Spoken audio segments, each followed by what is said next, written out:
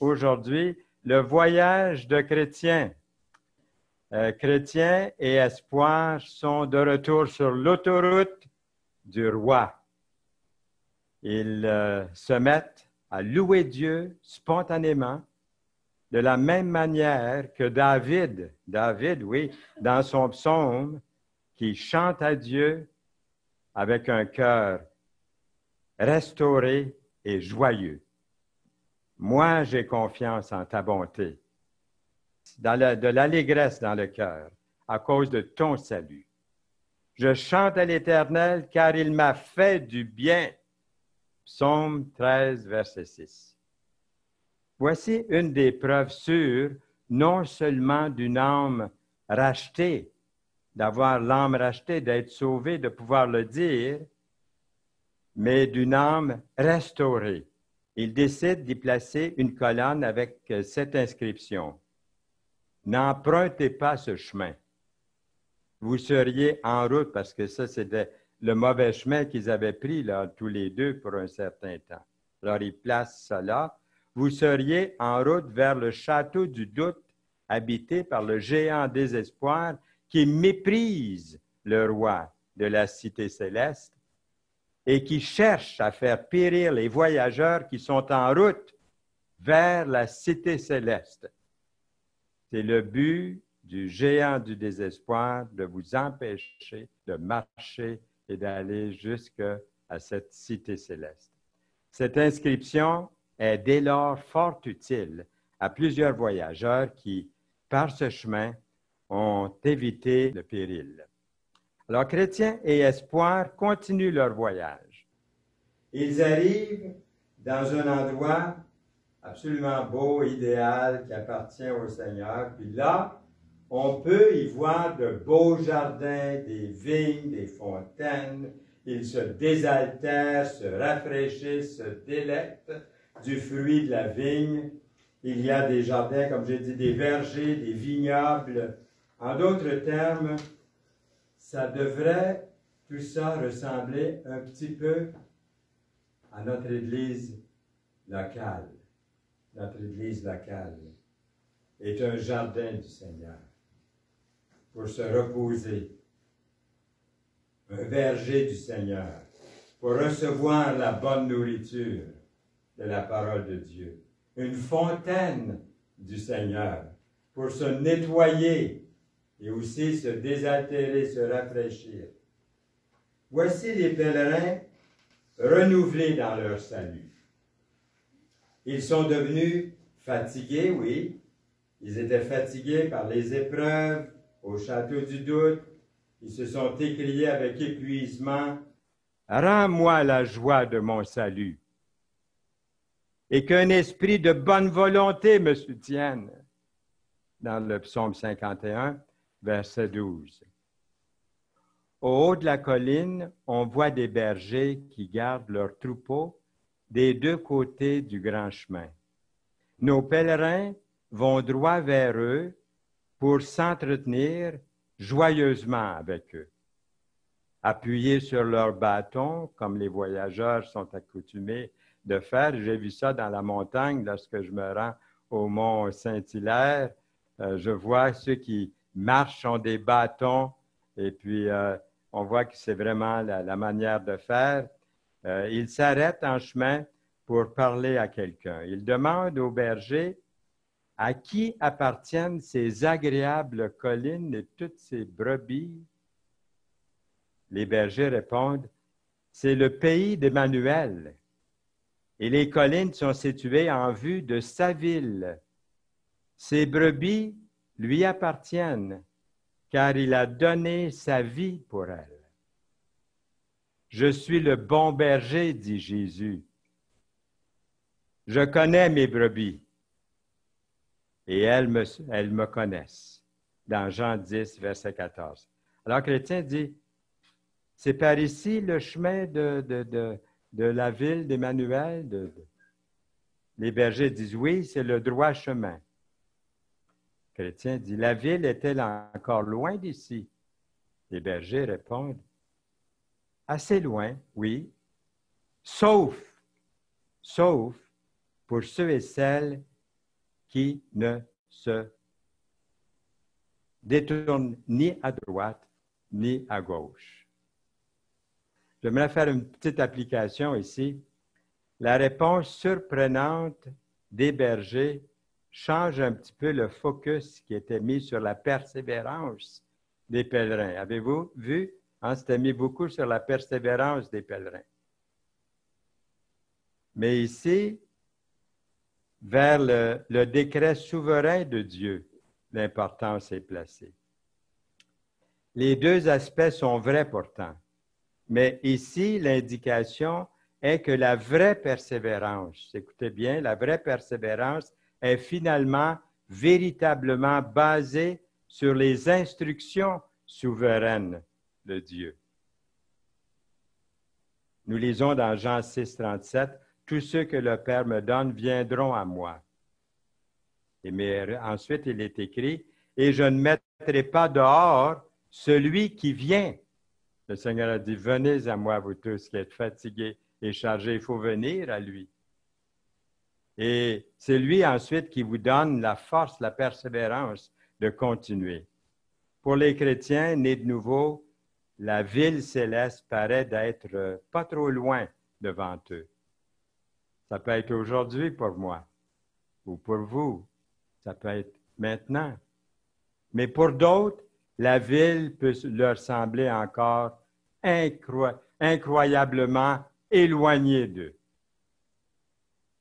Même peut-être c'est ça qu'ils souhaitent. Par conséquent, pour le chemin loyal, pour le pèlerin, c'est-à-dire pour le pèlerin loyal, la grâce souveraine de Dieu lui est assurée. Il a la certitude de l'espérance. Il y a cette espérance-là pour le pèlerin. Même dans la faiblesse, il y a cette espérance d'arriver à cette cité céleste. Le chrétien dit, comment est le chemin? Est-il sûr ou difficile? Les bergers répondent, il est sûr, ce chemin-là, pour les fidèles sujets du roi. Mais pour les rebelles, eux, risquent de trébucher et de se perdre. Car les voies de l'Éternel sont droites, les justes y marcheront, mais les rebelles y tomberont. Osée 14, verset 9. Alors, le chrétien dit, est-ce qu'on peut trouver par ici là, des endroits pour se reposer et se rafraîchir? Les bergers disent oui. Le Seigneur de ces collines nous a commandé d'exercer nous-mêmes l'hospitalité et de faire accueil aux étrangers. N'oubliez pas l'hospitalité, car en l'exerçant, quelques-uns ont logé des anges sans le savoir, dans Hébreux 13, verset 2. C'est pourquoi tous les biens de ces lieux que vous voyez autour, disent les bergers, sont à votre disposition. Donc, il va sans dire que les bergers accueillent à bras ouverts chrétiens et espoirs et leur procurent tout ce dont ils ont besoin pour continuer leur route. Mais avant, ils ont des questions à adresser à chrétiens et à espoirs. Entre autres, ils leur demandent comment ils sont parvenus à cette montagne, par quels moyens ils ont pu poursuivre leur voyage jusque-là, car du grand nombre de ceux qui se mettent en chemin, il y en a bien peu qui parviennent jusqu'à ces collines-ci. Les voyageurs donnent à toutes ces questions des réponses. Les bergers demeurent très rassurés de sorte qu'ils commencent à regarder nos pèlerins d'un œil très favorable et à ne pas douter de leur faire vraiment confiance. Le nom de ces bergers, aimeriez-vous connaître le nom des bergers? Il y en a 4. Connaissance, Monsieur Connaissance, Monsieur Expérience, Monsieur Vigilance et Monsieur Sincérité. Alors, ce sont ces bergers qui parlent à espoir et à chrétien. Ils installent donc les pèlerins pour la nuit en leur souhaitant qu'ils puissent bien se reposer et demain profiter d'un congé avec eux afin de faire plus ample connaissance. À la levée du jour, les bergers réveillent chrétiens et espoir pour les amener se promener sur les collines. Ils sortent donc tous ensemble et marchent pendant quelque temps, ayant de tous côtés une vue absolument magnifique. Est-ce que vous le voyez? Hein? Chacun de vous, vous le voyez? Moi aussi. Hein? Notre imagination votre imagination autant que la mienne est très fertile. Et on voit toutes ces belles collines. Hein? Celles que vous avez déjà vues, là, peut-être aussi. Alors, un des bergers dit aux autres, est-ce qu'on ne veut pas aussi leur faire voir un petit peu quelque chose là, de peut-être un peu très désagréable, mais qu'il faudrait qu'ils voient quand même. Alors, les bergers amènent chrétiens et espoir sur le haut d'un coteau nommé Erreur, qui est escarpé d'un côté. Les bergers le regardent, leur demandent, c'est-à-dire de regarder en bas. Puis en regardant, ils aperçoivent au fond du ravin plusieurs personnes étendues, comme sans connaissance, comme paralysées ou méconnaissables. Le chrétien dit, qu'est-ce qui arrive là? Qu'est-ce que c'est ça? Qu'est-ce qui leur est arrivé? Alors les bergers répondent, n'avez-vous jamais entendu parler de ceux qui tombent dans l'erreur comme Hyménée et Philette? Qui sont Hyménée et Philette? De ce nombre, nous lisons dans la Bible, 2 Timothée 2, versets 17 et 18. Paul écrit à Timothée, il leur dit, de ce nombre sont Hyménée et Philette qui se sont détournés de la vérité, disant que la résurrection est déjà arrivée et qui renverse la foi de quelques-uns. Les bergers disent, ce sont des gens tels que Hyménée et Philette que vous voyez étendus là, au pied de cette montagne, pour servir d'exemple aux autres afin que personne ne s'approche de trop près du bord de cette cime. Alors, l'application qu'on pourrait faire ici, au sommet de cette colline, il y a ce précipice dangereux. Ça veut dire même une saine doctrine biblique, même une bonne doctrine de la parole de Dieu, a un périmètre au-delà duquel la vérité glorieuse peut être interprétée ou mal interprétée ou interprétée de telle ou telle façon et malheureusement devenir une erreur. C'est comme ça qu'on a tant de sectes et tant de religions dans le monde.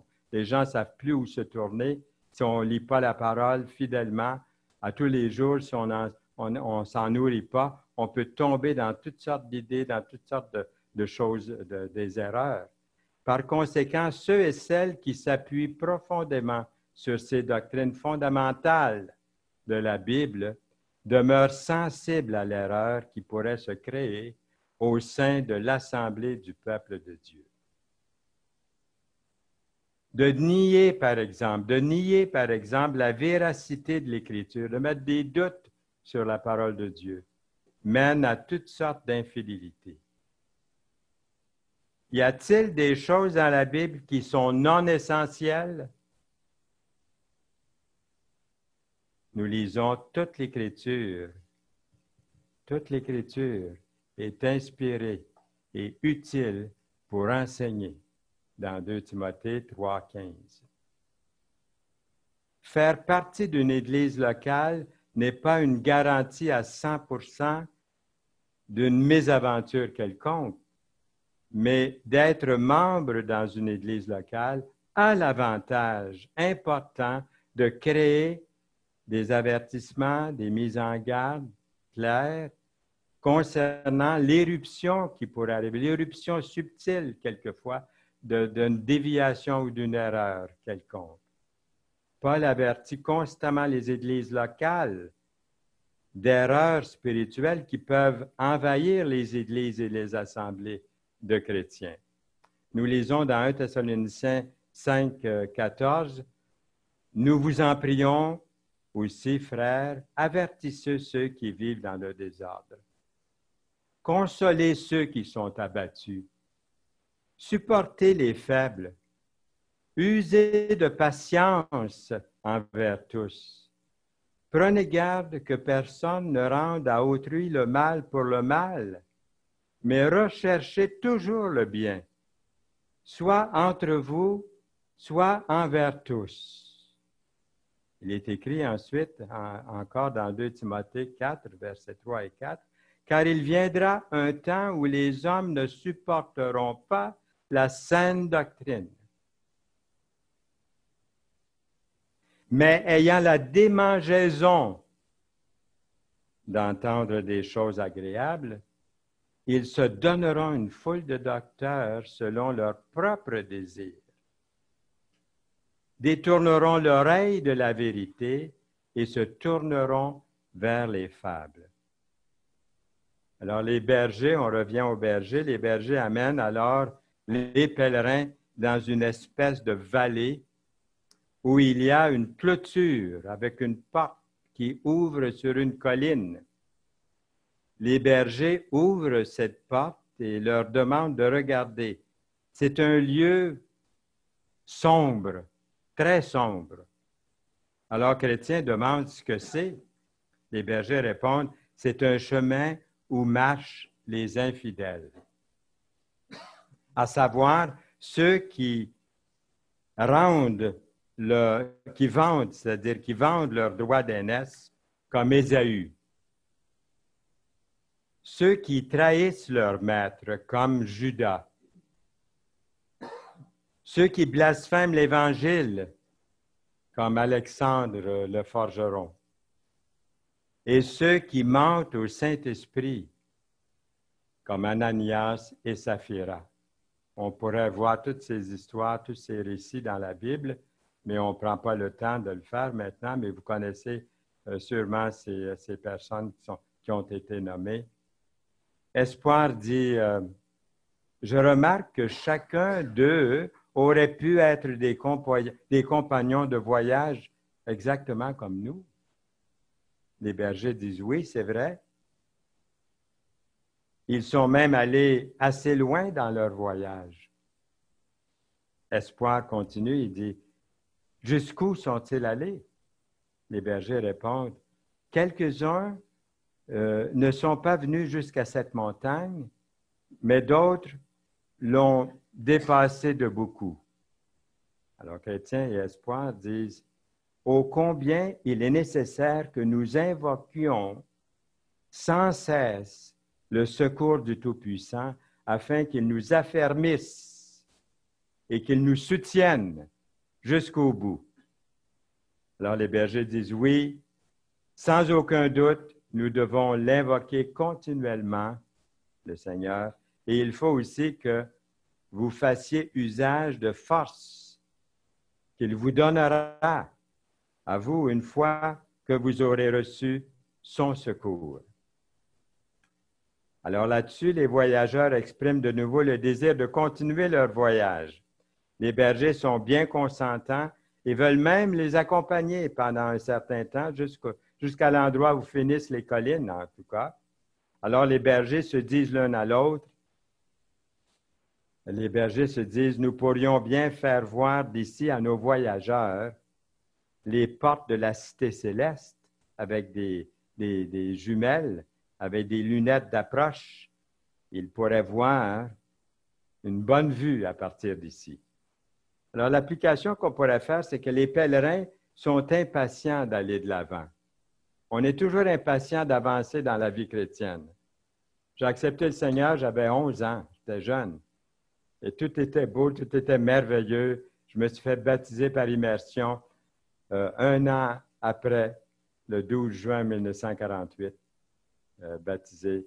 Et puis, l'assemblée où j'habitais, ils ont dit, « Tu es jeune, tu as accepté Jésus comme ton sauveur, tu t'es fait baptiser, tu l'as confessé publiquement, tu as dit, au fond, Jésus est mon Seigneur, mon sauveur. Avant de prendre le pain et le vin, on voudrait que tu puisses manifester les œuvres de l'Esprit dans ta vie. » Vous voyez, c'est comme ça qu'il fonctionne, n'est-ce pas, ici? comme ça que ça fonctionne exactement. Mais l'assemblée où j'étais, c'était comme ça. Ils m'ont dit, on va attendre quelques années. Alors, à l'âge de 14 ans, j'étais là dans mon adolescence. Là, ils m'ont dit, tu peux prendre le repas du Seigneur avec nous. Nous pensons que tu peux faire partie de la table et puis participer avec nous. Vous voyez, c'est un peu comme ça que ça a fonctionné. Je dis tout ça pour démontrer que c'est merveilleux de faire partie de l'Église. C'est ça l'application au fond, parce qu'on a des conseils, des conseillers pastoraux, on a des gens qui nous aiment, qui veulent notre bien, qui ne veulent jamais nous dire quelque chose qui soit une remontrance. C'est toujours dans l'amour, mais quelquefois, les anciens ou les diacres peuvent être gauches dans leur approche. Moi, je peux être gauche, je l'ai été, et je le serai encore, malheureusement. C'est la nature humaine qui nous gagne quelquefois, mais je compte toujours sur votre compréhension et sur l'amour de mes frères et sœurs lorsque j'ai quelque chose à dire, parce que c'est humain à humain, et c'est chrétien à chrétien, à chrétien, l'esprit à l'esprit. Et ça, c'est parfait lorsque c'est rendu là. Mais les conseillers pastoraux leur donnent une indication, un indicatif supplémentaire, à savoir une vue remarquable de ce qui est à venir dans la vie chrétienne. Au travers des épreuves, des luttes, mais ça vaut vraiment d'être vécu. Est-ce que ça fait, moi, 72 ou 73 ans que je connais Jésus comme mon sauveur et je n'ai jamais regretté une seule journée, jamais regretté une seule journée d'être revenu au Seigneur, malgré les grandes épreuves qu'on a eues. Comme vous avez des épreuves, nous aussi. Alors, John Bunyan, dans son livre, il croit fermement que la persévérance chrétienne est liée, comme le dit l'apôtre Pierre, à un héritage qui ne peut ni se corrompre, ni se souiller, ni se flétrir. Il vous est réservé dans les cieux, à vous, dans 1 Pierre 1,4. Jean décrit ce but céleste comme ce moment où nous serons ensemble à lui parce que nous le verrons tel qu'il est, dans 1 Jean 3,2. On voit ici l'importance du berger, de la fonction pastorale ordonnée de Dieu. Qu'on nous regarde comme des serviteurs de Christ et des dispensateurs des mystères de Dieu. Du reste, ce qu'on demande des dispensateurs, c'est que chacun soit trouvé fidèle. Dans 1 Corinthiens 4, 1 et 2. Cela étant dit, les bergers doivent être doués dans le but d'exposer la vérité de Dieu à la fois, ce qui pourrait déplaire ou qui pourrait être très apprécié d'autre part. C'est comme la mer et le sucré. La mer et le sucré. J'aime mieux le sucré salé. Des fois, il y a des chocolats sucré salé, mais amer sucré. Ça, c'est un petit peu différent là. Et c'est comme ça souvent que l'encouragement ou la vérité qui est exposée peut être amère ou sucrée. Alors, les deux voyageurs entendent cette proposition et comptent bien pouvoir en profiter. Mais les choses qu'ils voient les émuent tellement qu'ils en ont les mains tremblantes de sorte qu'ils n'arrivent pas à voir exactement la cité céleste là, avec ses lunettes d'approche. Par contre, il leur semble voir quelque chose de semblable à une porte et quelques rayons de la gloire de ce lieu. Alors, ils se mettent à chanter, apprendre avant tout à connaître les vérités qui sont du ciel. Déjà, c'est un profond mystère que les sages n'ont pas entendu. N'est point de part dans cette affaire, ils sont renvoyés et confondus. Pour en avoir la connaissance, il faut être des plus petits. Laissez-là, toute autre science, devenir de simples brebis. C'est près d'un tel pasteur fidèle qu'une âme, en sa perplexité, trouve des conseils pleins de zèle pour servir de calamité. Heureux berger, brebis heureuse, qui, ne craignant aucun danger, suivez les traces lumineuses de votre souverain berger. Nos pèlerins sont maintenant disposés à continuer leur chemin. L'un des bergers donne une adresse pour la route. Un autre les exhorte à se méfier des mauvais compagnons de voyage. Le troisième les avertit de ne pas s'endormir sur le sol enchanté. Et le quatrième leur souhaite un bon voyage. Alors quoi? Après quoi, ils se séparent et les voyageurs quittent ces accueillantes collines pour continuer leur route. À côté de ces collines, il y a un pays nommé Imagination. Un nommé Ignorant, monsieur Ignorant, jeune homme présomptueux, qui vient de ce pays, rencontre à cet endroit-là Espoir et Chrétien. Espoir et Chrétien lui demandent d'où il vient et vers où il se dirige. Ignorant répond, « Je suis du pays que vous voyez ici à côté, à ma gauche. Je quitte mon pays natal et je m'en vais à la cité céleste. » Alors, je vois ici que la plupart des gens veulent aller au ciel. Hein? Il y a même une chanson, hein? Tout le monde va aller au ciel. Personne ne veut mourir. Alors ici, la plupart, je pense, voudraient aller au ciel parce que c'est certainement mieux que d'aller en enfer.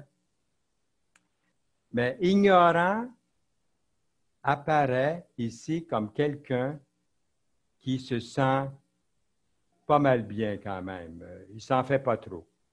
Il fait partie d'une multitude de gens qui croient mériter la faveur divine. Étant donné qu'ils sont passablement socialement honnêtes, financièrement réputés et respectés envers leur famille et leurs proches. Dans Matthieu 19, ça me fait penser, « Et voici un homme s'approcha et dit à Jésus, « Maître, que dois-je faire de bon pour avoir la vie éternelle? » Il lui répondit, « Pourquoi m'interroges-tu sur ce qui est bon? Un seul est bon, et le bon. Un seul est le bon. Si tu veux entrer dans la vie, observe les commandements. » « Lesquels? » lui dit-il. Et Jésus répondit, « Tu ne tueras point, tu ne commettras point d'adultère, tu ne déroberas point, tu ne diras point de faux témoignages.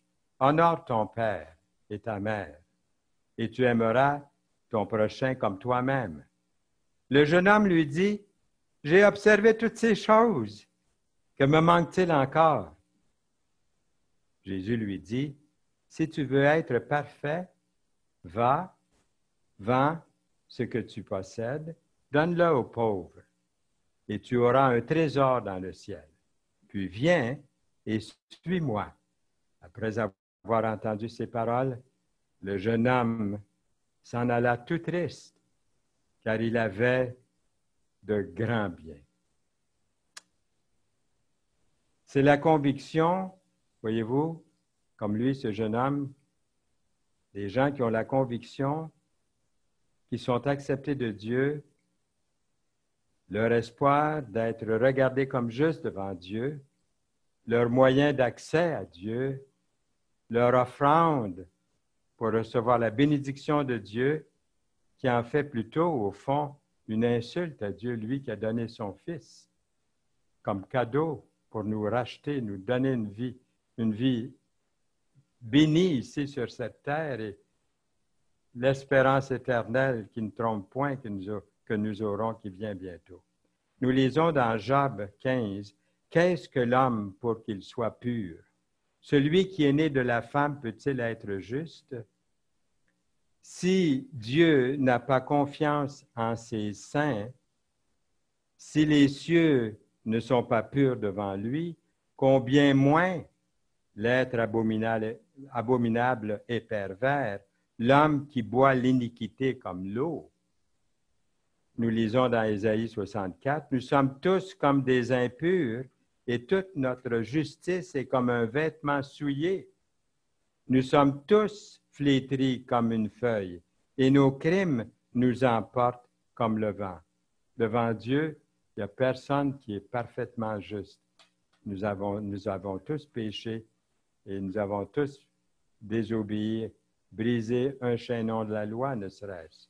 Alors, Chrétien dit, comment est-ce que vous prétendez, il dit à ignorant, comment vous prétendez entrer par la porte de la cité céleste? Ignorant répond, je connais aussi bien le chemin que n'importe qui. Alors, Chrétien dit, comment allez-vous vous présenter à la porte de la cité céleste? Qui pourra vous faciliter l'entrée? Alors, ignorant répond, je connais la volonté de mon maître, je ne suis ni adultère, ni injuste, ni ravisseur, je rends à chacun ce qui lui est dû, je jeûne même, je donne beaucoup d'argent, je donne ma dîme, mon offrande, je fais des aumônes et j'abandonne mon pays, même ma ville, pour arriver où je vais présentement.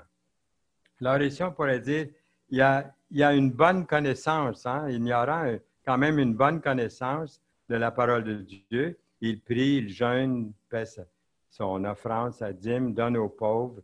Mais comme le pharisien, il a un sens perverti de la grâce de Dieu.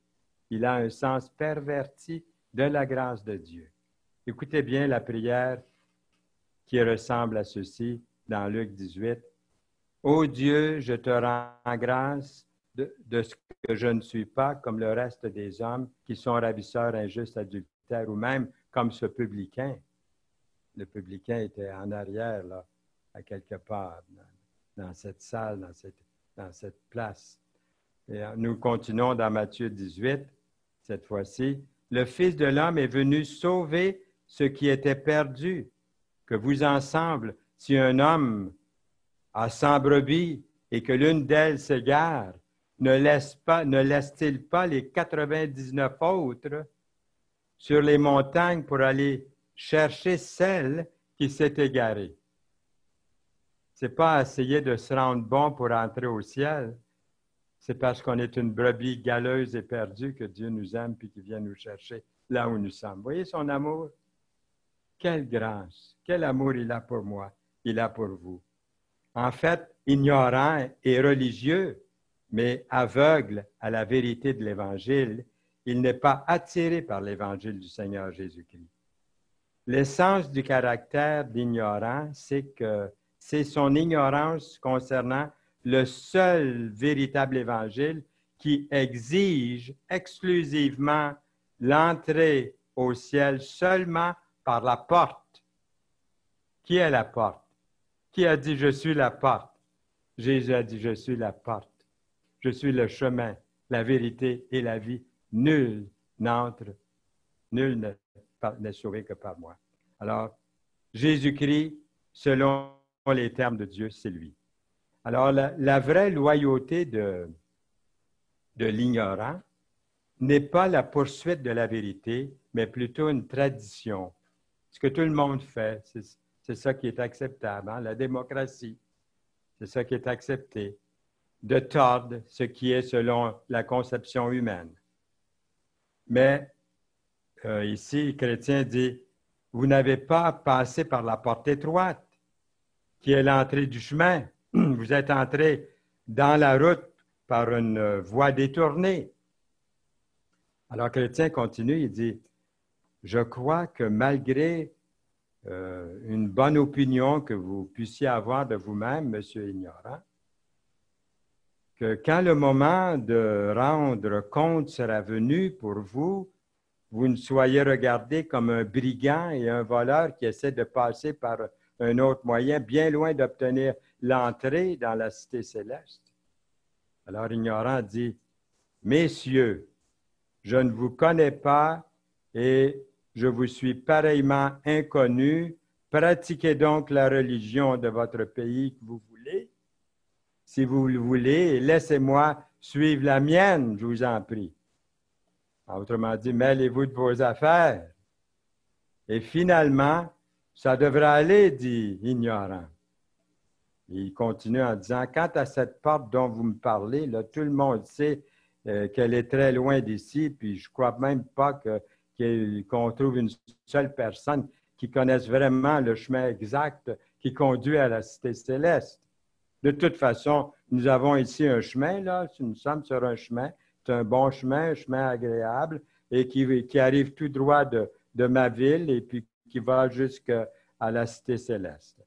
C'est ce qu'il pense. Alors, chrétien se rend compte combien le jeune homme se croit tellement futé qu'il dit à son compagnon Espoir, il dit à Chrétien, je crois, il me semble que nous ferions bien, Espoir dit à Chrétien, nous ferions bien de prendre les devants en